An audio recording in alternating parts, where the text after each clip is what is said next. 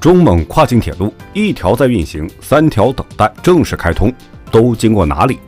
蒙古作为内陆国家，长期依赖俄罗斯和中国的过境通道进行对外贸易，面临单一运输路线的风险。为摆脱这一局限，蒙古国正努力探索多元化运输路径，以稳固外贸，提升抗风险能力，确保经济稳定与持续发展。近期，蒙古国访问团赴乌兹别克斯坦，双方签署多项合作协议，其中交通合作备受瞩目。蒙古计划借助中吉乌铁路，深化与乌兹别克斯坦的贸易往来，进一步巩固与中亚各国的互联互通关系。喜欢这类视频的领导，麻烦您点个赞支持一下，记得长按点赞3秒，给个霸气鼓励，谢谢。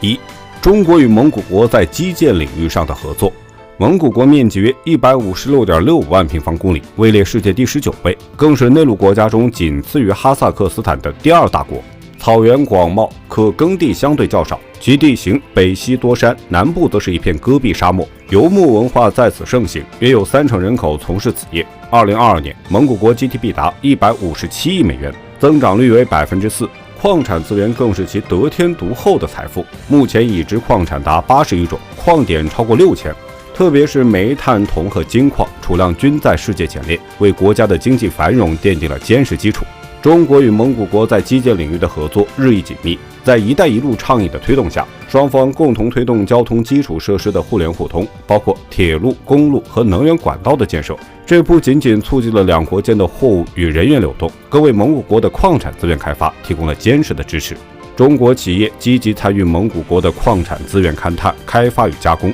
同时助力其基础设施建设，为当地经济注入了新的动力。其中一条由中国企业承建的67公里长公路的成功通车，极大地改善了蒙古国乌力雅苏台与北方城市的交通联系，对当地及区域的经济发展产生了深远影响。在经济领域，中国已成为蒙古国不可或缺的贸易伙伴。去年，中蒙双边贸易额达到了165.9亿美元，同比显著增长35.8%。蒙古国向中国出口丰富的煤炭、铜矿石等矿产资源以及畜牧业产品，同时从中国进口所需的机械设备、建筑材料和消费品。这种互补性贸易格局极大地推动了蒙古国的经济繁荣。中国更是蒙古国的最大投资国，投资领域广泛，从矿业、制造业到服务业等无所不包。这些投资不仅促进了蒙古国产业的发展，更为其市政建设与公共服务提供了有力支撑。为进一步支持蒙古国的经济发展，中国还提供了大量的无偿援助和优惠贷款，展现了深厚的友谊与坚定的合作决心。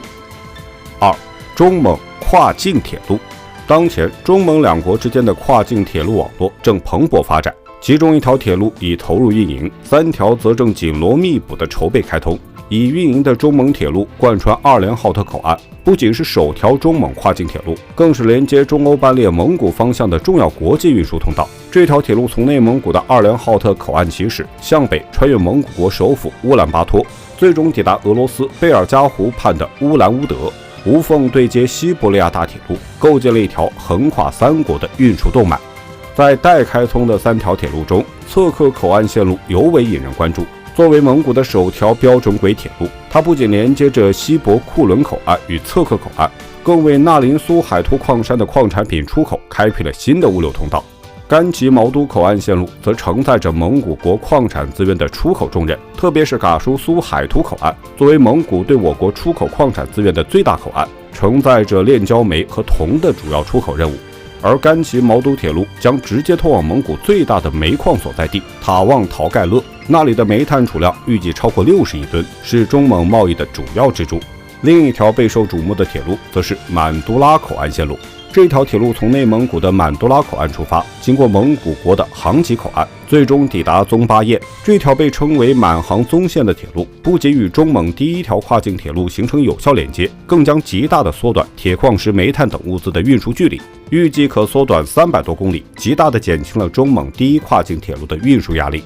这4条中蒙跨境铁路的总设计能力高达6000至7000万吨每年，成为推动中蒙两国乃至中欧贸易繁荣的重要力量。值得一提的是，由于蒙古国铁路采用1520毫米的宽轨轨距，中蒙两国之间的列车需要在边境进行换装，这也将成为两国铁路合作中不可或缺的一环。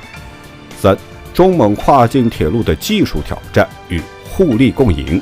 在推进中蒙铁路合作中，轨距差异成为一大难题。蒙古国采用1520毫米宽轨，而中国则坚持1435毫米标准轨，导致两国列车在边境需要进行繁琐的货物换装，耗时耗资。为突破此瓶颈，中蒙两国应深化技术合作，寻求创新解决方案，可借鉴欧洲跨国铁路经验，研发智能切换轨距的列车，或共建现代化转运中心，引入自动化装卸设备，实现快速高效换装，减少时间和成本，促进两国铁路运输的顺畅发展。中吉乌铁路与中蒙铁路的发展，为蒙古国带来了新的发展机遇。这条连通欧亚的新大陆桥，让蒙古国的矿产、畜牧业资源得以迅速抵达中亚、西亚及欧洲，进口货物亦畅通无阻，助力国内经济腾飞。